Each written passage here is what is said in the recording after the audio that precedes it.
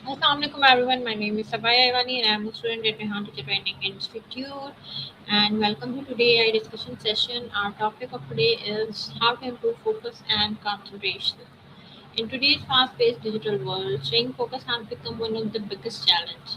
Constant notifications, social media, and multitasking often reduce our productivity and make it difficult to achieve our goals. So, in this discussion, we will explore practical strategies and to improve concentration, overcome distraction, build healthy habits, and enhance productivity in our lives. So let's begin this engaging discussion and learn how we can train our mind to stay focused and perform to our best.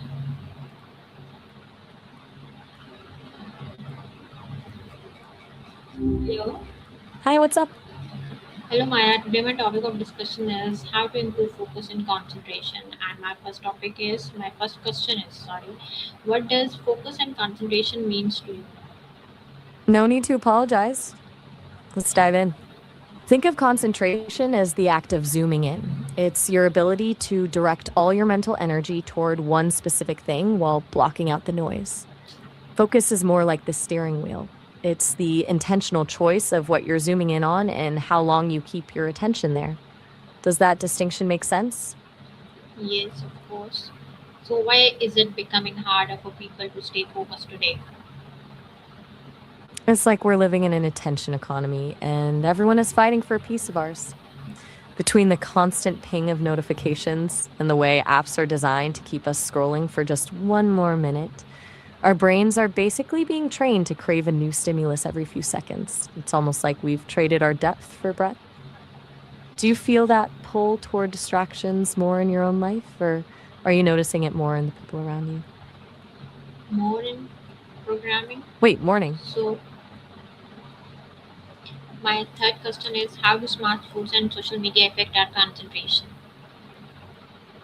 Basically, like a slot machine in your pocket. Every time you get a like, a comment, or a new message, your brain gets a little hit of dopamine. It creates this loop where you're constantly checking for the next reward, which shreds your ability to stay in deep work mode. It's not just the time you spend on the apps, but the mental residue that stays with you even after you put the phone down. Does that ring true for you when you're trying to get things done? Okay, then what are the biggest distraction in our daily life? It's a mix of the obvious stuff and the things we don't even realize are draining us. Obviously, the digital noise is a huge one, but then you have internal distractions like that sudden urge to clean the entire house the moment you sit down to do something hard.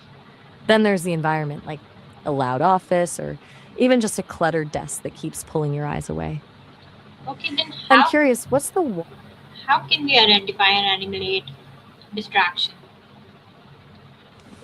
The first step is basically becoming a detective in your own life. You have to start noticing the trigger, that exact moment your mind drifts.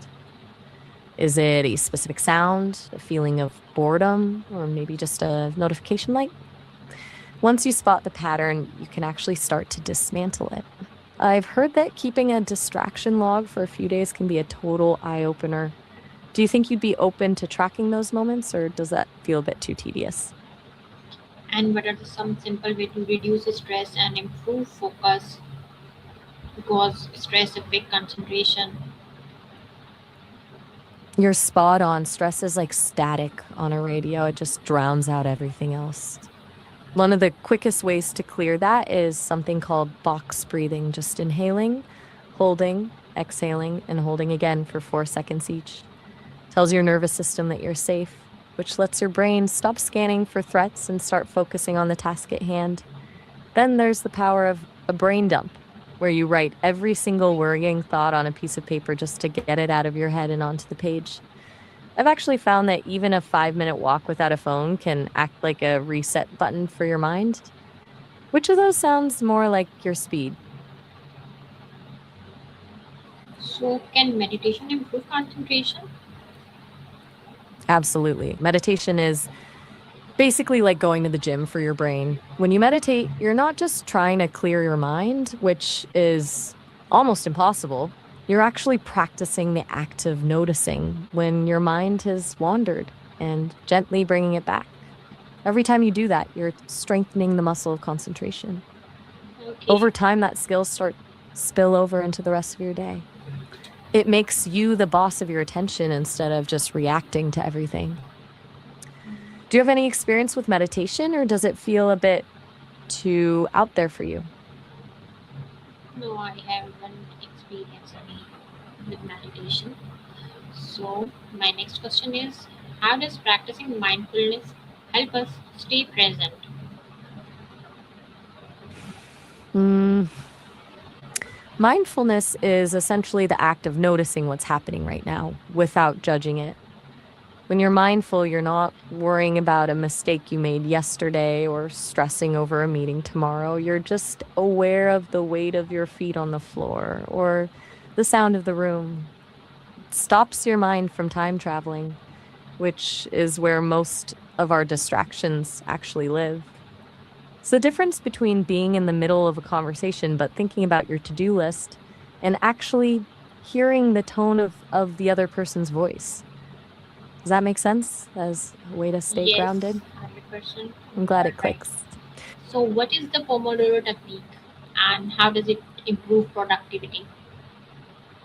And the Pomodoro technique is basically a way to trick your brain into starting hard tasks by promising it a break soon. You set a timer for 25 minutes of absolute undistracted focus, and then you give yourself a 5-minute break. After 4 of those cycles, you take a longer break, maybe 20 or 30 minutes. It improves productivity because it creates a sense of urgency, and those scheduled breaks prevent you from hitting a wall of mental fatigue. It turns a daunting project into a series of small, manageable sprints. Do you think having a ticking clock would help you stay on track, or would it just make you more anxious? No, it helps in, Fair to enough. make same Some tracks.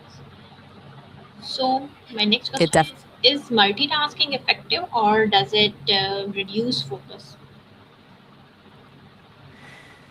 it's actually a bit of a myth.